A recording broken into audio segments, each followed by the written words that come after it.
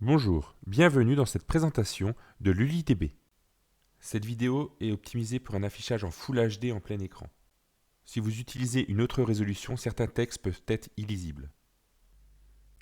Dans cette vidéo, je vais vous montrer comment exécuter des requêtes SQL sur un ensemble de bases de données. Donc on va voir que si vous avez SQL Server, MySQL, il y a déjà des techniques qui permettent de le faire, mais on va voir où est-ce que l'UIDB est plus fort et permet de faire des choses plus avancées. Donc là, on a une première base de données qui est installée en local sur mon serveur local. Et on voit que je fais un select d'une table des commandes pour afficher le total hors taxe, le total TTC, la quantité totale et un état d'expédition avec le numéro de la commande. Maintenant, cette requête-là, on aimerait l'exécuter sur un ensemble de bases de données. Donc, ce qu'on va faire, on va aller sur la page principale, on va cliquer sur Action Database, et on va sélectionner la partie qui est l'exécution de requêtes sur plusieurs databases et qui permet d'exporter le résultat. Alors, vous avez deux petites subtilités. Vous avez celle qui permet, comme on a sélectionné, d'exécuter sur des bases de données, c'est-à-dire il va se connecter à plein de serveurs et pour chaque serveur, il va boucler sur toutes les bases de données. Et vous avez exactement le même, mais sauf pour les serveurs. Ben, par exemple, si vous avez, je sais pas moi, on va dire 100 serveurs SQL Server ou MySQL et vous voulez lister tous les utilisateurs de ces 100 serveurs, ben vous écrivez une requête SQL qui vous permet de récupérer la liste des utilisateurs et vous sélectionnez cette partie-là pour l'exécuter. Nous, ça va être un petit peu différent. On va le faire sur des bases de données. Donc, je fais suivant. LuliDB m'affiche tous les serveurs que j'ai enregistrés dans le logiciel.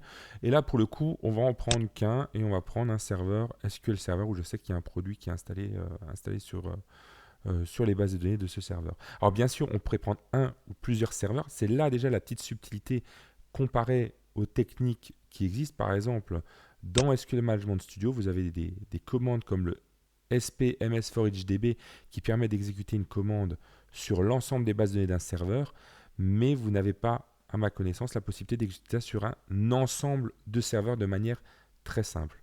Là, on sélectionne localhost, on fait suivant, et il va nous proposer l'intégralité des bases de données qui sont présentes sur l'ensemble des serveurs que j'ai sélectionnés. Donc là, on voit qu'on trouve 400 bases de données. On a la possibilité de filtrer par rapport à d'autres critères. Par exemple, des critères, est-ce que c'est des bases de recettes, de production, de démos, internes et externes, de développement, de tests. Voilà, il y a différents critères. Et surtout, par rapport aux produits qui sont installés à l'intérieur de la base de données. Alors, les produits installés, c'est pas magique, c'est à vous de les renseigner. L'UIDB permet sur les options de définir les applications qui sont installées dans une base. Donc voilà, vous avez par exemple, vous installez un PrestaShop, vous installez un Magento. Quand vous installez PrestaShop, vous tapez PrestaShop. Vous installez un Magento, vous tapez Magento. Et si maintenant dans la même base de données, vous installez un PrestaShop et un Magento, vous tapez PrestaShop, Magento. Donc là, nous on a un produit qui s'appelle Fusion. On va partir sur ça. On sélectionne Fusion et là on voit que sur l'ensemble des serveurs, alors on a sélectionné qu'un, sur l'ensemble des serveurs, il va nous trouver tous les produits Fusion.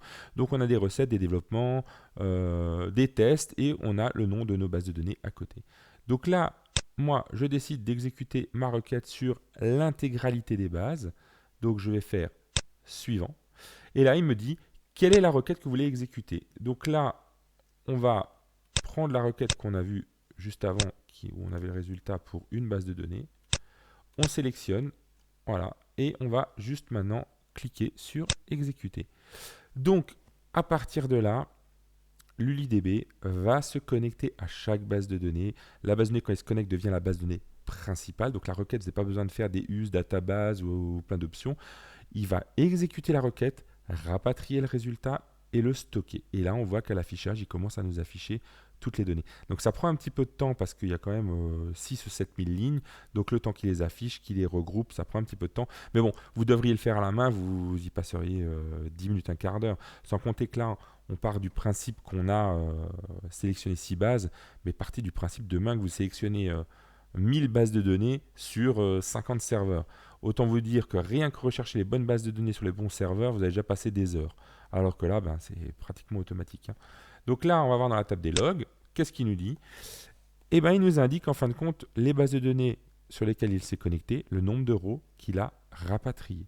Donc là, on voit que la première base de données, il a récupéré 5 rows, la deuxième 2075, la troisième 2075, la quatrième 0, la cinquième 1045, la sixième 1142.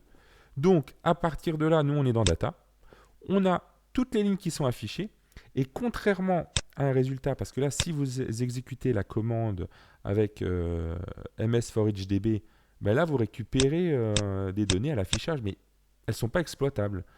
Là, vous êtes ici, vous pouvez directement faire exporter, et là vous pouvez choisir directement en quoi vous voulez exporter. Soit vous faites un CSV et vous aurez une colonne qui correspond au serveur, donc vous pouvez par exemple exporter toutes les commandes de toutes vos bases de données, et à partir de là, en bas sous Excel, hop, vous faites une somme et vous avez la somme de toutes les commandes, ou même les compter, ou alors voir tous les articles, tous les mouvements de stock de vos multiples bases de données, enfin tout ce qui permet d'agréger un ensemble de données de plusieurs bases de données. Vous pouvez faire ensuite des calculs très simplement dessus. Là, nous, on ne va pas faire ça.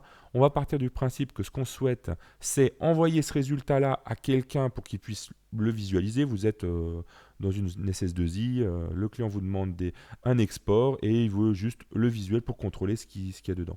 Donc là, on ne va pas prendre le CSV, on va prendre l'HTML standard. On va lui demander d'ouvrir le fichier une fois qu'il a été généré et on enregistre. Voilà. Et là, on voit qu'on a toutes nos données agrégées, les 6000 lignes. Donc si vous faites un fichier CSV, vous avez exactement la même chose, hein.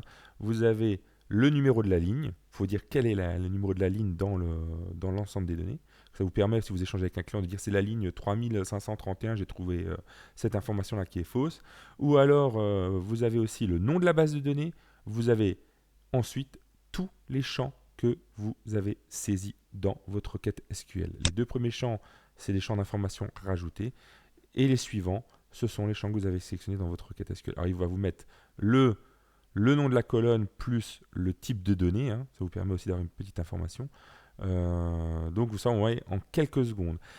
Et c'est là que ça change aussi par rapport à SQL Server. C'est que ce soit SQL Server ou les autres produits, déjà, c'est sur l'ensemble des bases de données. Si vous devez faire des fils par rapport à des applications, par rapport à des informations qui se trouvent à l'intérieur de la base, c'est très compliqué. Il va falloir que vous fassiez des ifs. Est-ce que cette table existe? Vous devez connaître la table. Enfin, ça devient très compliqué. Donc, c'est un truc qui peut prendre une demi-heure, une heure, voire même plusieurs heures. Vous changez juste un paramètre, ça devient nouveau, vous passez du temps dessus.